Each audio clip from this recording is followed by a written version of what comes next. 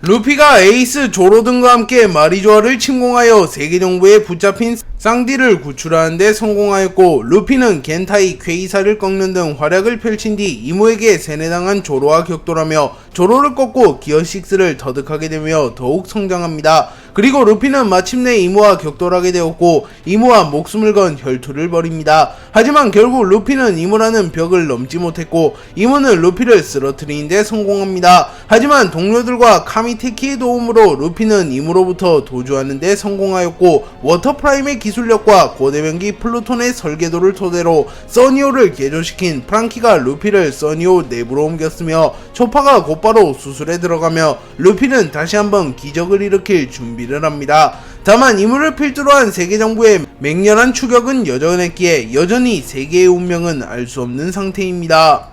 로우와 키드는 겐타이에게 패배한 뒤 곧바로 바다에 빠져버렸고, 두 캐릭터 모두 악마의 열매 능력자임은 물론 정신을 잃은 상태였기에 익사할 위기에 처합니다. 하지만 그 순간 잠수함 하나가 로우와 키드에게 다가왔고, 이 잠수함은 하태적단의 선박인 폴라탱으로 밝혀집니다. 그리고 베포는 선장을 빨리 구해야 해, 유스타스 캡틴 키드도 일단 건져 라고 소리쳤고, 잠발은 정말 선장이 바다에 빠졌잖아, 베포 너 어떻게 한 거냐 라고 물었고, 베포는 몰라 그냥 느낌이 그랬어 라고 말했고, 잠발은 고개를 갸우뚱합니다. 그리고 베포가 로우가 바다에 빠질 것을 예견한 것은 견문색 패기를 각성하며 로우와 겐타이의 대결의 흐름을 본능적으로 읽었고, 어느정도 미래의 질을 통해 로우의 운명을 점쳤던 것입니다. 하태적단은 바다에 빠진 로우와 키드를 건져내는 데 성공하였고, 로우와 키드는 상처가 깊은 터라 정신을 차리지 못합니다. 그리고 그 와중에 테이톤의 헤일의 여파로 폴라탱이 크게 흔들리기 시작했고, 베포는 소리를 지르며 뛰어다녔고, 잠발은 침착하게 폴라탱을 운전하며 균형을 잡습니다. 루피가 쓰러진 뒤 프랑키, 초파가 루피를 수술하기 위해 써니오에서 고군분투하고 있었고, 조로는 아이기스를 꺾은 뒤 마스와 격돌 중이었고, 쌍디는 최전방에서 대치 중이었습니다. 그리고 징베는 혼란스러운 바닷속을 바라보며 이 정도 파도라면 해왕류들도 움직이긴 힘들 터 퇴로를 확보하기 위해선 반드시 바다를 사수해야 한다 라고 말했고, 시라오시가 징베에게 다가오며 징베씨 파도가 너무 심해서 정신을 차리는 것조차 힘들어요 라고 말했고, 나미는 시라오시 조금만 더 힘내줘 라고 말하였고, 로비는 분명 조이보이가 남긴 리오 포네그리프에는 고대병기가 세계정부를 쓰러뜨릴 핵심 요소라고 적혀 있었어. 시라오시 네가 절대 정신을 잃으면 안돼 라고 말했고, 브룩은 요호호호호 루피씨도 어찌됐든 회수했고, 조로씨는 안 보이지만 걱정되진 않고 상황이 나쁘지만은 않습니다 라고 말했고, 우솝은 겁에 질린 채 울음을 보이고 있으나 그 순간 우솝은 엘바프의 거인들이 에그헤드 섬에서 자신을 위해 희생하며 세턴, 마스와 이물을 막아섰던 것을 기억하며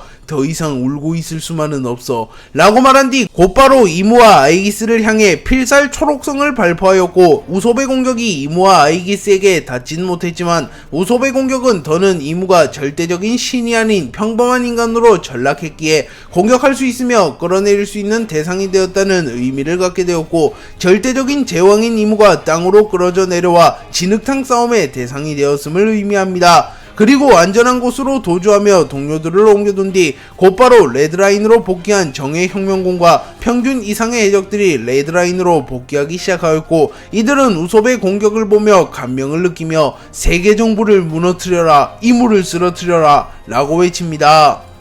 카타쿠리는 갈린과 드래곤의 대결이 종료된 이후 우연히 드래곤을 캐치하는데 성공하며 드래곤을 곧바로 초파에게 건네어 치료하려 했지만, 초파는 루피를 수술하고 있었기에 다른 환자를 신경 쓸 틈이 없었고, 카타쿠리는 조금은 난처해하는 모습을 보입니다. 그리고 그 순간 카타쿠리는 견문색 패기를 사용하여 곧바로 혁명군의 선박으로 향했고, 혁명군의 간부 핵에게 드래곤을 건네며 의식이 없으나 목숨은 끊어진 상태는 아니오 라고 말했고, 핵은 곧바로 드래곤의 맥박을 체크하며 깊은 잠에 든 것 같구려, 이 빚은 잊지 않겠소 샬롯 카타쿠리 라고 말했고, 카타쿠리는 본래 밀지모자 일당의 선의에게 건네려 했다만 놈에겐 더 중요한 일이 있었더군. 몽키 디 드래곤, 당신 정도 남자가 이런 곳에서 개죽음을 맞이하진 않을 테지.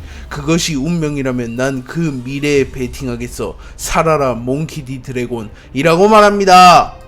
카이도, 빅맘, 레일리, 미호크는 제2의 정상결전 이후 세계정부 최후의 전력 오로성에게 패배하며 임펠다운에 수감되었습니다. 그리고 그 과정에서 쿠마는 세턴으로부터 도주하는 데 성공하며 곧바로 전쟁에 참전했지만 사실 이는 세턴의 의도된 계산이었고, 세턴은 쿠마의 몸에 위치 추적 장치를 심어둔 뒤 쿠마를 통하여 혁명군의 동향을 살피려 했던 것입니다. 하지만 카이도, 빅맘, 레일리, 미호크는 쿠마와 달리 조직적인 움직임을 가지는 이들은 아니었고, 본인이 본인의 조직의 대표적인 강자였기에 굳이 이들을 풀어주는 도박을 할 필요는 없었기에 임펠다운 레벨 6에 가두어 둔 것이었습니다. 한편 스모커는 레드라인 근처의 섬에서 홀로 크로스 길드와 격돌하게 되었고, 새로운 해군 영웅이라는 이명답게 홀로 크로스 길드의 간부를 모조리 제압하는 데 성공하였고, 곧바로 이들을 임펠다운 레벨 6로 호송합니다. 하지만 버기가 기지를 발휘하며 임펠다운을 탈옥하는 것은 물론 카이도, 빅맘, 레일리, 미호크를 탈옥시키는 데 성공합니다. 버기, 도플라밍고, 크로커다일, 모리아의 도움으로 카이도, 빅맘, 레일리, 미호크는 임펠다운에서 탈옥하는 데 성공했습니다. 빅맘은 오랜만에 바깥 공기를 들이마시며 기뻐하는 듯한 모습을 보입니다. 그리고 레일리는 간수실에서 슬쩍한 술을 꺼내들어 마시며 버기, 네가 날 구하는 날이 오다니 하늘에서 로저가 기뻐할 걸세. 네가 샹크스보다 낫구만 이라고 말하며 웃음을 지었고, 사왕이 된 버기조차 레일리 앞에서는 어린애 같은 모습을 보이며 헤헤, 제가 예전부터 그놈보다 나았죠.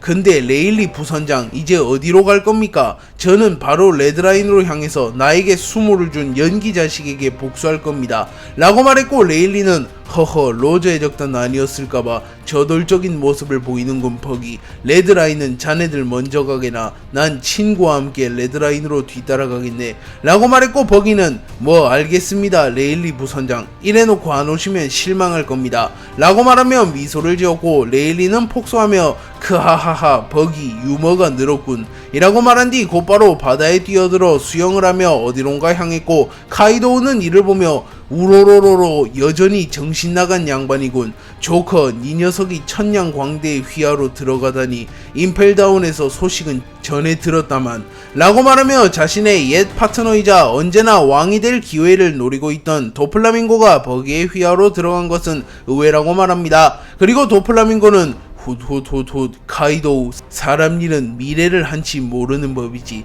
라고 말했고, 카이도우는 빅맘을 바라보며 링링, 나와 같은 생각을 하고 있겠지 라고 물었고, 빅맘은 미소를 지으며 물론이지 카이도, 곧바로 레드라인으로 날아간다. 날 감옥에 가둔 녀석들에게 복수는 해야겠어 라고 말했고, 카이도우는 곧바로 용으로 변하여 빅맘을 태우고 레드라인으로 날아갑니다. 그리고 레드라인에서 한창 전투가 진행 중이라는 것을 전해들은 미호크는 자신의 제자 조로를 떠올리며 녀석이 있기에 걱정되진 않는다만 세계정부의 힘은 언제나 상상을 초월하는 법이지. 롤로노와 조로, 어쩌면 이번 일이 너의 한계를 시험할 기회일지도 모른다 라고 말했고, 조로는 정말로 미호크의 말대로 이후 루피와 싸우며 자신의 한계를 실험하게 됩니다. 그리고 미호크가 감상에 젖어있는 사이 버기가 미호크의 목덜미를 낚아채 공중으로 날아가며 어이 매눈, 빅맘과 카이도우에게 뒤처질 거냐? 우리가 먼저 레드라인으로 향해 다시 이 버기님의 부활을 알리는 거다 라고 소리쳤고, 미호크는 피식 웃음을 지으며 물론이지 선장 이라고 답합니다. 테이토는 시라오시와 함께 마리조아의 모습을 드러낸 이후 압도적인 존재감을 뿜어내며 모든 해군을 얼어붙게 만듭니다. 그리고 테이토는 견문색 패기와 유사한 기술을 통하여 멀리서 나스주로가 달려오고 있음을 깨달았고, 시라오시에게 시라수키, 아니 시라수키의 후예여, 잠시 동료들과 대피해 있도록 하거라. 세계를 호령했던 전설적인 대거모가 이리로 오고 있는 것 같구나 라고 말했고, 시라오시는 테이톤의 명령을 거부하며 안돼요 고래 아저씨, 루피를 돕기 위해 목숨을 걸었어요. 여기서 도망치는 건 할 수 없어요 라고 말하며 과거의 겁쟁이 같은 모습은 온데간데 없었고 예전보다 확실히 의젓해진 모습을 보입니다. 하지만 테이토는 강경한 모습을 보이며 시라수키의 후에 난 놈을 상대하면 널 지킬 자신이 없네. 믿을 수 있는 동료와 후방에서 해왕률을 조절하여 고대병기 포세이돈으로서 사명을 다하는 것, 그것이 진정 용기 있는 행동이네 라고 말했고, 그 순간 테이토는 매우 거대한 파도를 일으키며 시라오시를 밀지모자 일당과 동맹군이 있는 곳으로 흘려보냅니다.